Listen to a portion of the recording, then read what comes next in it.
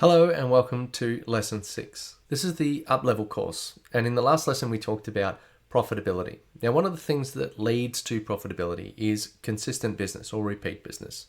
So we're going to cover a little bit of that today. So we talked about consistency, and we talked a little bit about how being consistent can be often more important than being good or being great.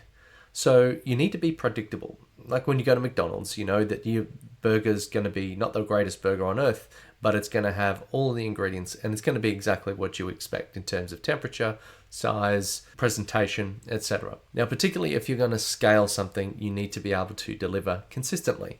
If you're the one who is the only person that can do that thing, and yes, it's absolutely perfect, amazing, and brilliant when you do it, but nobody else can do that thing, then you don't have a scalable business model. So you need to be okay with a consistent level of quality. It may not be as perfect as when you do it or when you've created this amazing thing or when you spend a certain amount of time on that thing.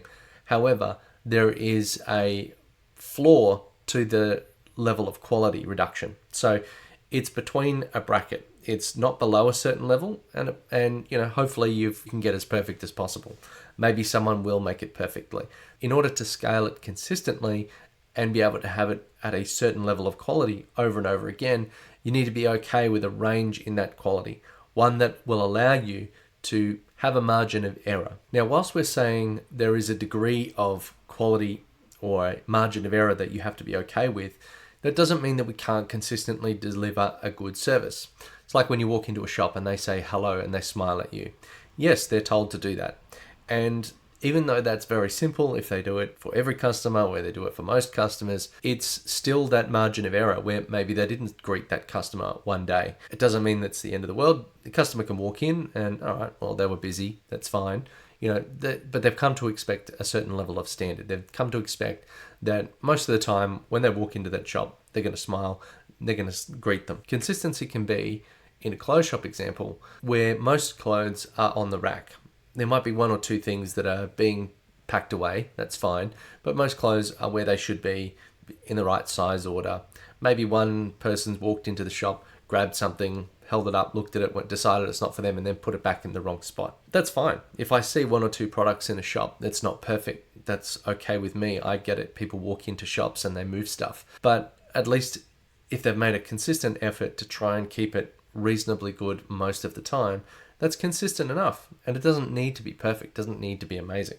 And the customer understands that this is just the way that businesses work. But you can build into the process ways to wow your customer. For example, we send a gift out to our customers, which is a small bag of coffee.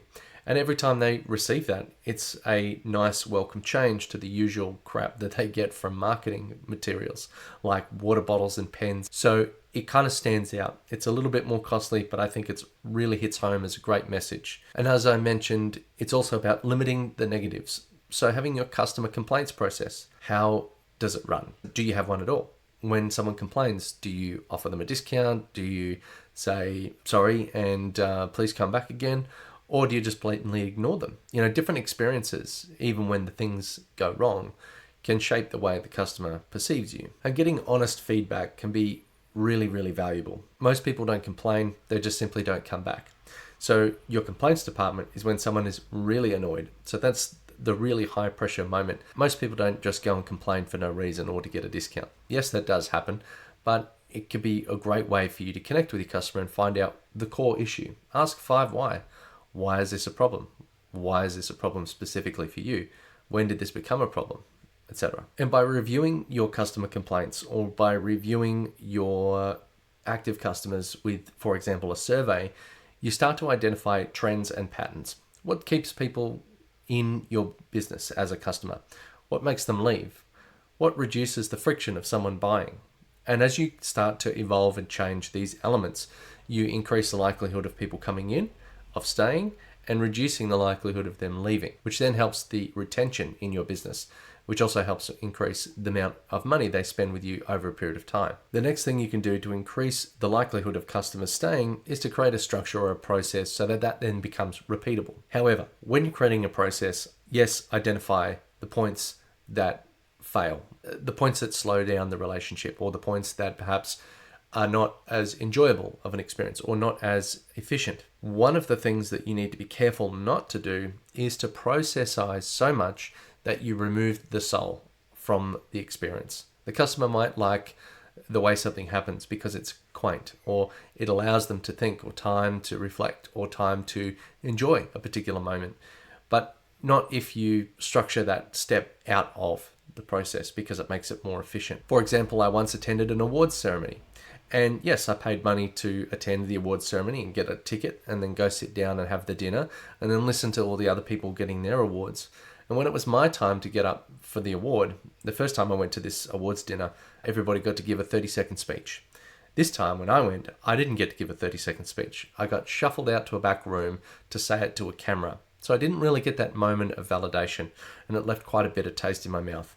So I felt like the award was really just about a way to generate money and not actually a way to recognize businesses for the work that they've done. So that's an example where the process became more efficient because they separated the award speech from the actual award ceremony, but that also meant that they killed the soul of the event. It also was a problem that I had to then go and purchase a package to then tell everybody about my awards acceptance. Ideally, by creating a process diagram for your product or service, you can actually reduce the time it takes to deliver, which helps reduce your work in progress. And then ideally, you've served the customer faster, and you've also increased the amount of capacity that you can take on. But you need to be constantly unblocking bottlenecks in your service to make it run faster, more efficient, and create a better experience for the customer. Another thing that writing down the process helps with is training the next generation of staff that need to go and carry out that process. So if you've got it written down, it makes it a lot easier instead of you having to show someone manually. By writing it down, you can processize it. You can turn it into an online course or a video script or something that trains the user on how to do that thing. Then through the process and through the training, your product or service then becomes more consistent and more predictable. With that margin of error, you've now reduced the likelihood that things will go wrong. It now means that you can rely on other people to deliver your product or service, which then allows you to scale. And now that it's become more reliable and better on average, because the process is better on average, now you're going to increase your word of mouth referrals, which a word of mouth referral is 5 times more likely to buy than any paid advertising will ever give you. It also means that that referral costs you nothing other than providing a good service to that particular customer. You also need to ingrain it into your company culture that everybody follows the process. This could be a process that is produced and that is written down. And if a process changes, it doesn't matter because everybody's referring to the process at every step. Step 1, do this. Step 2, do that. Perhaps a checklist could help also with this. Even if you have a very complex process and what seems like a very unique way of delivering to the customer, there can be quite often patterns that emerge where there are certain phases at high levels that help guide the structure of the process. So it's not completely custom every time, because that then means that it's not predictable and that one person's experience is going to be completely different from another person's experience. So it's not really going to assist you in that scalability or in the ability to train and provide that capability to somebody else. Another way to improve your process and your focus on your customer is to remove tasks that are not essential or that are not your core skill. You can do this by completely deleting the task or outsourcing it. Now, yes, you should probably outsource something that you're not good at to someone who is excellent at it.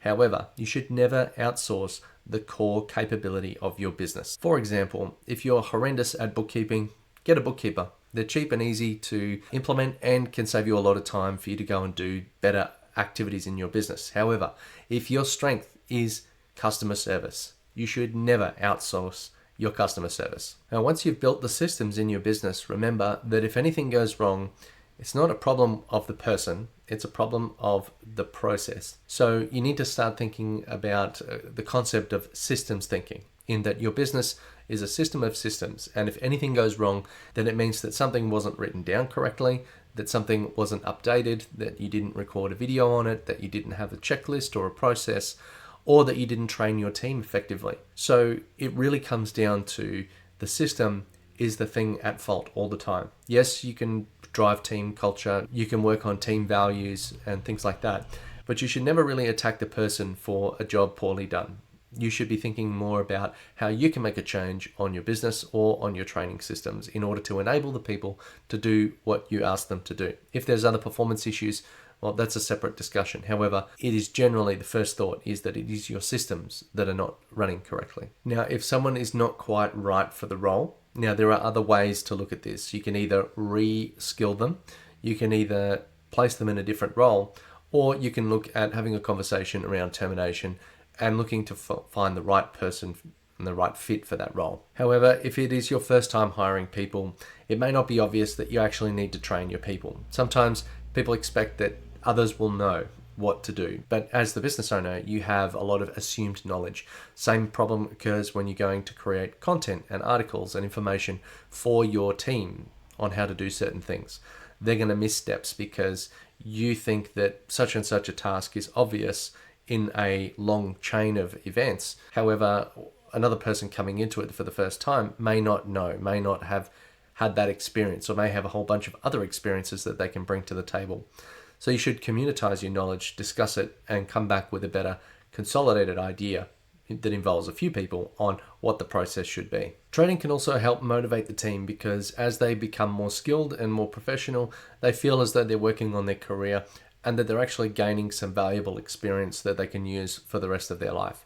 So training can be a motivator, and sometimes using external training providers can provide a different perspective or new ideas or fresh thinking into the organization. And remember that learning comes in different forms or different channels. You've got explicit learning, which is written down. It's black and white. It's obvious. You can write it down because it is factual. It is something that can be discussed as an idea.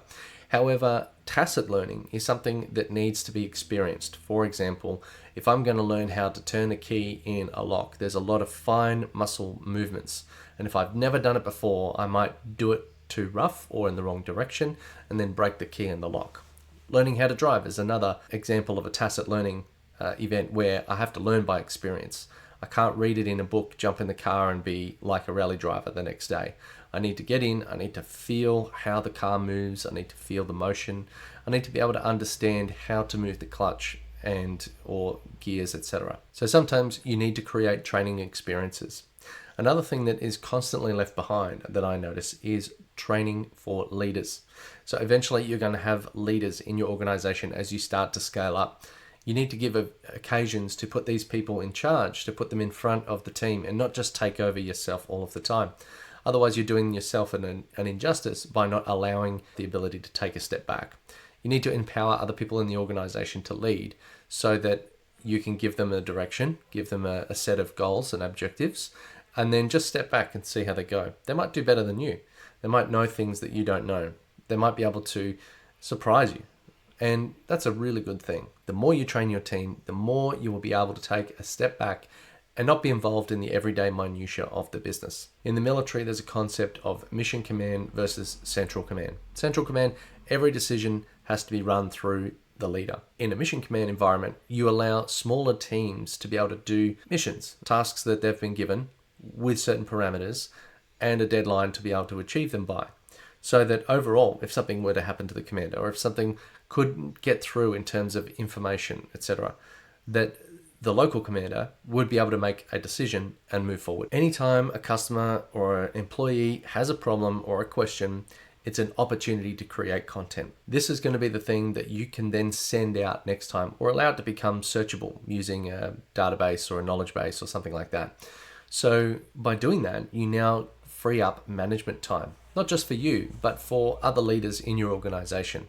And if the employees know that the standard thing is to go and search the knowledge base before they ask a question of management, then if the question's not there, management know instantly that there is no article that's there, or perhaps it's not been made, or perhaps the employee has not been trained to go and look there yet, or perhaps it wasn't easy to find. So now we have an opportunity to improve the tagging on the document, an opportunity to improve the training of the employee and or the training materials provided to the employee, which also then allows that employee the training to then go and look for other articles, questions, and problems that they have throughout their career. And whilst it may take time to create these articles and pieces of information, answer it once, answer everybody. There's articles I've written and videos that I've created where thousands of people have accessed this information. So imagine if I had to go and answer these people one by one. It would actually take years of my life just to answer all of the questions about this one particular issue. A system that's well developed has earned the right to be followed. And the reason why is because if great customer experience can be attributed to a great system, then your staff and your customers are going to expect that you follow the system. That means that you know that by collecting this information at the start of the process, it saves heartache down in steps 2, 3, 4, and 5, that it makes it a lot easier to justify following the system works. Don't mess with it, it works. This can be further proven to your customers and to your staff by saying those that followed the process had experience A, and those that didn't follow the process had experience B. And this is why we do the process the way that it's been laid out. So I encourage you right now to go and create a knowledge article, go and create a video, document a process, even just starting small and then do a little bit every day. Create a calendar entry to do it every month to write a new article, and do the same for your team. It's even better if your team are involved in the process, and that way you can collate, bring together the best ideas and then put them into a verified and certified signed off copy of, yes, this is the company process. And that needs to be updated and maintained. And there are systems that can help you maintain that. But basically, it's really, really important that everybody is singing off the same sheet of music. And if there are any changes, that those changes are communicated and that everybody can access the latest version without any version control problems creeping in. Otherwise, that'll cause some other issues down the track. Thank you for watching, and keep an eye out for the next lesson.